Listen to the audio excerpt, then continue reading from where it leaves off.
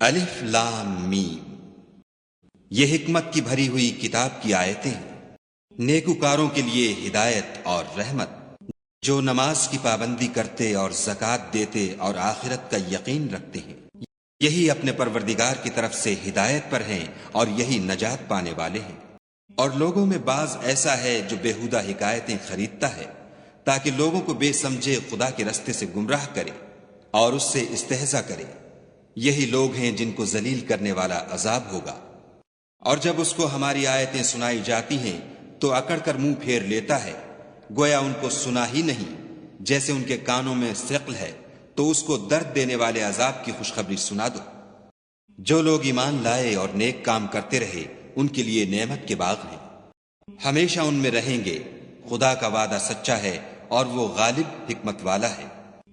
اسی نے آسمانوں کو ستونوں کے بغیر پیدا کیا جیسا کہ تم دیکھتے ہو، اور زمین پر پہاڑ بنا کر رکھ دیے تاکہ تم کو ہلا ہلا نہ دے، اور اس میں ہر طرح کے جانور پھیلا دیے، اور ہم ہی نے آسمان سے پانی نازل کیا، پھر اس میں ہر قسم کی نفیس چیزیں اگائیں۔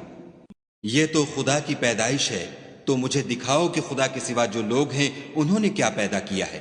حقیقت یہ ہے کہ یہ ظالم صریح گمراہی میں ہیں۔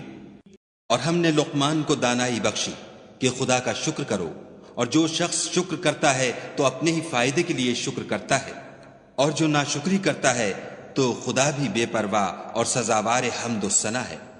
اور اس وقت کو یاد کرو جب لقمان نے اپنے بیٹے کو نصیحت کرتے ہوئے کہا کہ بیٹا، خدا کے ساتھ شرک نہ کرنا، شرک تو بڑا بھاری ظلم ہے۔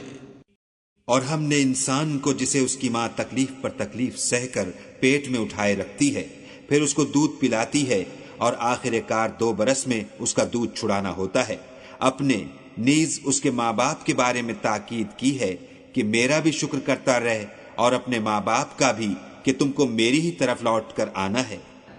اور اگر وہ تیرے در پہ ہوں کہ تو میرے ساتھ کسی ایسی چیز کو شریک کرے جس کا تجھے کچھ بھی علم نہیں، تو ان کا کہا نہ ماننا، ہاں دنیا کے کاموں میں ان کا اچھی طرح ساتھ دینا، اور جو شخص میری طرف رجوع لائے اس کے رستے پر چلنا، پھر تم کو میری طرف لوٹ کر آنا ہے، تو جو کام تم کرتے رہے میں سب سے تم کو آگاہ کروں گا۔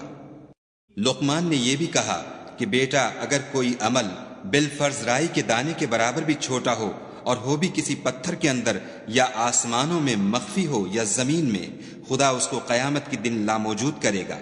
کچھ شک نہیں کہ خدا باریک بین اور خبردار ہے۔ بیٹا، نماز کی پابندی رکھنا اور لوگوں کو اچھے کاموں کے کرنے کا امر اور بری باتوں سے منع کرتے رہنا، اور جو مصیبت تجھ پر واقع ہو اس پر صبر کرنا، بے شک یہ بڑی ہمت کے کام ہے۔ اور ازراہ غرور لوگوں سے گال نہ پھلانا، اور زمین میں اکڑ کر نہ چلنا کہ خدا کسی اترانے والے خود پسند کو پسند نہیں کرتا۔ اور اپنی چال میں اعتدال کیے رہنا، اور بولتے وقت آواز نیچی رکھنا، کیونکہ اونچی آواز گدھوں کی سی ہے، اور کچھ شک نہیں کہ سب سے بری آواز گدھوں کی ہے۔ کیا تم نے نہیں دیکھا کہ جو کچھ آسمانوں میں اور جو کچھ زمین میں ہے سب کو خدا نے تمہارے قابو میں کر دیا ہے، اور تم پر اپنی ظاہری اور باطنی نعمتیں پوری کر دی ہیں۔ اور بعض لوگ ایسے ہیں کہ خدا کے بارے میں جھگڑتے ہیں، نہ علم رکھتے ہیں اور نہ ہدایت اور نہ کتاب روشن۔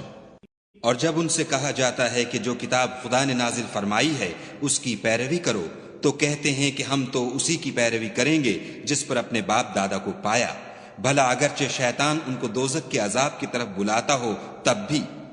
اور جو شخص اپنے تئیں خدا کا فرما بردار کر دے اور نیکوکار بھی ہو، تو اس نے مضبوط دستاویز ہاتھ میں لے لی، اور سب کاموں کا انجام خدا ہی کی طرف ہے۔ اور جو کفر کرے تو اس کا کفر تمہیں غمناک نہ کر دے، ان کو ہماری طرف لوٹ کر آنا ہے، پھر جو کام وہ کیا کرتے تھے ہم ان کو جتا دیں گے۔ بے شک خدا دلوں کی باتوں سے واقف ہے۔ ہم ان کو تھوڑا سا فائدہ پہنچائیں گے، پھر عذاب شدید کی طرف مجبور کر کے لے جائیں گے۔